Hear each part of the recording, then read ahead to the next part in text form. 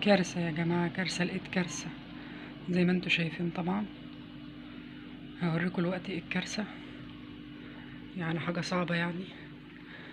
اهلا بكم في قناة ملكم، وبحبكم كتير كتير. اللهم صل وسلم على سيدنا محمد وعلى ال محمد.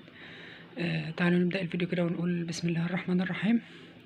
طبعا زي ما انتوا شايفين المنظر ده، كل المنظر ده طبعا انا هشيله. قلباه طبعا كده، انا قلباه اصلا عشان هشيله كله.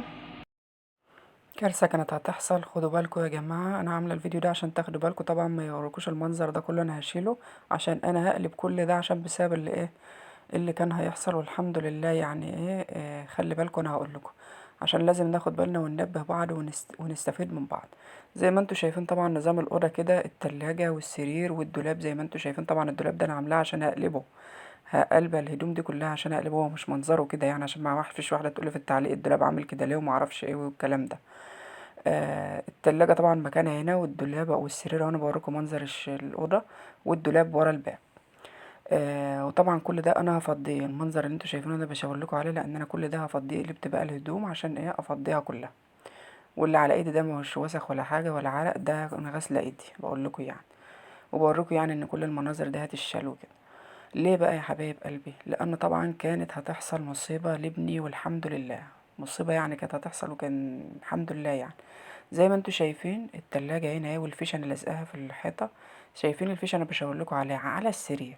فطبعا انا لما كنت بنقل ما كانش فيه غطا الاول في الصيف، وكنت تعبانه ومجهده، وعملت السرير اي حاجه وفرشت يعني. فطبعا زي ما انتوا شايفين الفيشه اهي جنب السرير على طول. الفيشه بتاع الكهرباء، سيبكم من التلاجة، الفيشه جنب السرير جنب المرتبه. فطبعا لما جه يتغطى، غطا خفيف بقى، لما الجو برد شويه لقينا دي برضو ايه بتعمل مساس طشاش نار كده. والحمد لله الكلام ده كان بالنهار. والحمد لله الحمد لله ان ربنا حفظ ابني. يا رب احفظ ولادنا واحفظكم. انا بقول لكم خلي بالكم، ما تحطوش فيش جنب مراتب ولا حاجه ولا الكلام ده. طبعا انا هغير النظام ده كله، وهعمل لكم فيديو هنزله لكم برضو، هغيره ازاي وهعمله ازاي عشان تبقوا تتابعوه ان شاء الله. بعد الفيديو ده هنزله. شيل بقى كل ده. وطبعا الفيشه دي أنا هلزق عليها برضو بتاع بلاستر، اللي هو ضد الكهرباء ده، اللي هو الاخضر او الاسود ده. وطبعا هغير النظام ده خالص. هجيب الدولاب مكان هنا السرير، ويعني هظبط في الفيديو الجاي ان شاء الله.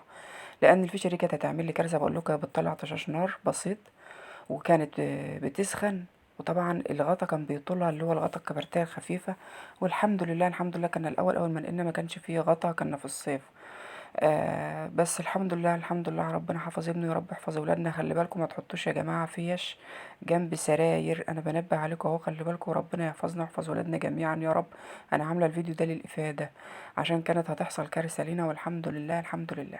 وطبعا زي ما قلت لكم انا هنزل الفيديو عشان تبقوا تشوفوه وتتابعوه، وتعرفوا انا عملت ايه في ال في النقله يعني، وغيرت النظام ازاي.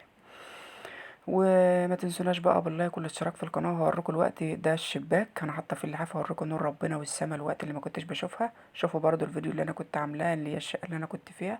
طبعا انا شايفه نور ربنا اهو والسما. شوفوا الفيديو عشان تتعلموا من اخطائي. وسلام عليكم، سلام عليكم، واحلى سما.